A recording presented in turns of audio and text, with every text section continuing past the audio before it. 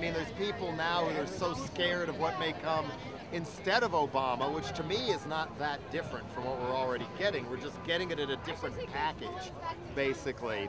And so in this case, it's kind of trying to torpedo that whole thing that, oh, he really is with us, he just can't do anything. And I didn't vote for him in 2008. I looked at his Senate voting record and noticed how often he voted the way Bush and Cheney wanted him to when it came to loosening laws on illegal spying on United States citizens, holding people in prison without trial and things like that. He has a bad voting record on a lot of those issues. And now what he's doing, he seems to be the Trojan horse for serious fascist police state laws, just like Bill Clinton was the Trojan horse for signing our sovereignty over to Wall Street through the NAFTA treaty and the GATT treaty that spawned the WTO, as well as deregulating telecommunications, so Clear Channel and Fox took over so many things. And of course it was Clinton, not a Bush, who planted the seeds for our economic collapse by yanking away the laws, Glass-Steagall Act, put in place in the 1930s to prevent consumer banks from acting like, I think, these investment banks, investing our money in a goddamn casino and losing it and expect us to be holding the bag. That was illegal until the Clintonoids thought it was okay again. You know, and so Obama, now we're seeing a Trojan horse for, what do they call it, the MDAA, what does that stand for? National Defense Authorization Act. National Defense Authorization Act, thank you. Which has even worse things than what got Richard Nixon run out of Washington on a rail for during Watergate. It's actually ushering in some of the very things our ancestors fought the Nazis for in World War II in order to stop.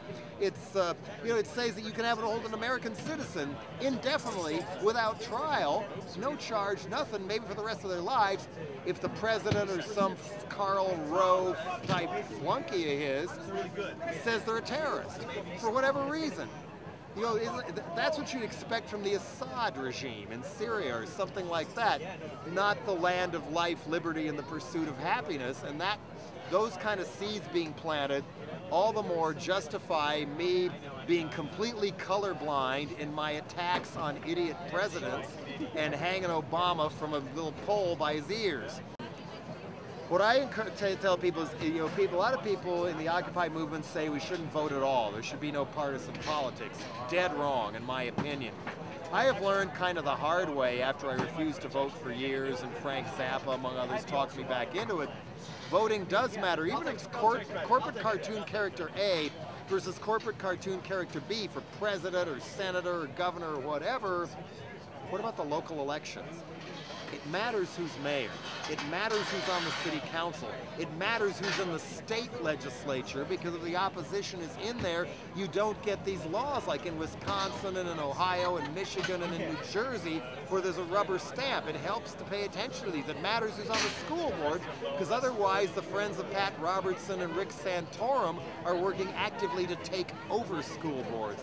Exhibit A, Dover, Pennsylvania. Exhibit B, Vista, California.